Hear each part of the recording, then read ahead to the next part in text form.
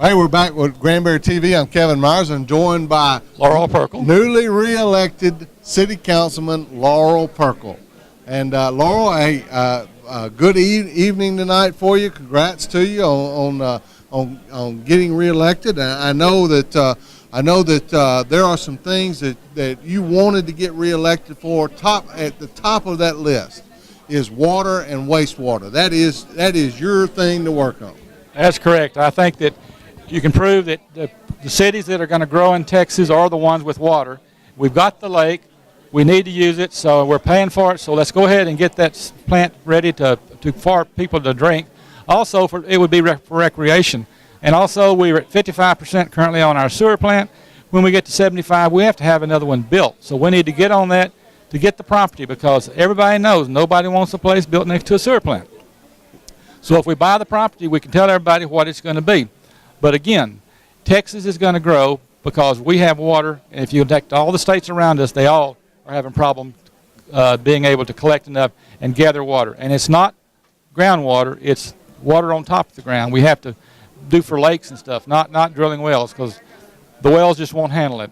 You know, somebody asked me the other day, Laurel, and said, why is it Laurel? I mean, why is it Laurel cares about water so much? And I corrected them and said, well, the main reason is he's from nowhere West Texas, and in nowhere West Texas, that's what you worry about. You worry about water. Well, my dad was a water superintendent in a little town in West Texas, McCamey. There were two towns in the county, Upton County. That's McCamey and Rankin. It's the only area in the state that you can dispose of salt water on the top of the ground. And basically, the water out there is polluted everywhere. So that's one thing that sort of tells you real quick. When water during the 20s was $25 a barrel, oil was 10 cents a barrel. So water is going to be the growth of Texas and the growth of Granbury, and also the ability to have it where it's located and where sewer is located. We've got several new developments that will be going in on the loops. We've already agreed to build one out by Backus Elementary. That's been approved on planning and zoning about 8 years ago. It was not mothballed because nobody's buying homes, because nobody was doing anything. But I think we're going to see the turnaround where we're going to need to have housing, water, and places for them to be built. Well, Laurel, I know that another thing that's near and dear to your heart is the Opera House, and finally, after some wrangling and maybe some false starts and those kind of things, y'all are really ready to move forward in earnest with construction on the Opera House and remodeling. The Opera House in the past, you go back 30 years, was the icon of Granbury. It was the drawing card, the center point that people came to look at.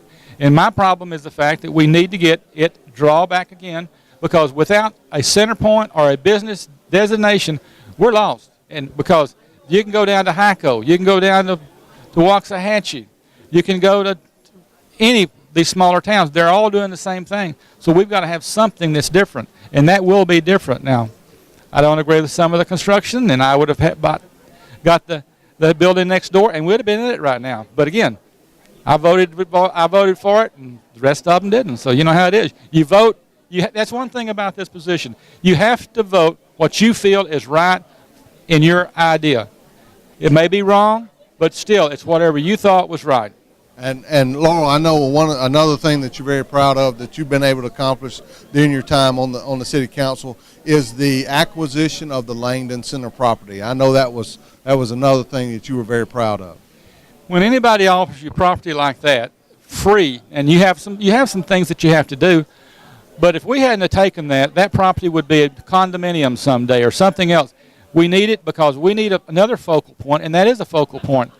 The art you can show them down there is better than a lot of it in Dallas and Fort Worth, and all of the stuff they have. We just need a place where people can enjoy greenery and something close to the square. Well, Pirkel, I know I want to say congrats to you again tonight, but I want to do it for two reasons. And for those of you that are out there watching and don't know, my good friend Laurel Pirkel is soon to be married to my other very, very good friend, Carol Langley. And I'm so proud of that, and I know she's anxious and ready to get that done. So I guess the most important question for all the people that are out there watching TV, where's the party going to be after y'all get married? We're not going to have a party. We're going to, we haven't told anybody where we're going, and we've been coerced, begged, promised, squeezed, everything. But we're not going to tell people what we're going to do. It's something that between us, and she's a very special girl, and I'm really lucky to get her.